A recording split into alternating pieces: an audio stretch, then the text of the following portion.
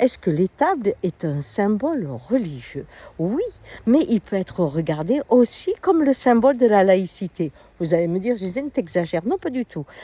Imaginez-vous, à l'époque, elle raconte quoi cette histoire? C'est un roi qui s'appelle Hérode, qui a une vision du futur et qui comprend que sa culture, sa façon de voir le monde est menacée par une population et les enfants qui vont naître. Bien, donc comme tout bon chef d'État, à ce moment-là, il décide d'éradiquer cette population et de détruire tous les enfants. Jusque-là, on connaît, on le vit même un peu en ce moment. Bien, et là, il y a un juste, et c'est ça l'étable, qui n'est pas d'accord avec son idée, qui n'est pas d'accord avec cette façon d'éradiquer ce qui ne nous convient pas.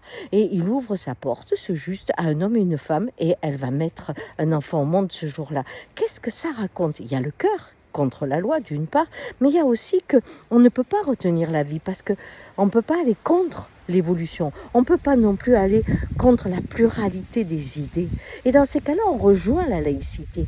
Dans cette étape, on préserve une façon de penser différente qui va naître dans quelques années. Et ce que j'aime dans la laïcité, c'est ce respect des uns et des autres sur leur façon de penser. Alors, si vous êtes chrétien, vous la regardez d'une certaine façon. Et puis, si vous êtes laïque, faites comme moi, regardez-la dans la célébration du juste et de la pluralité des idées et aussi de la main tendue et du cœur malgré des lois injustes. Ciao!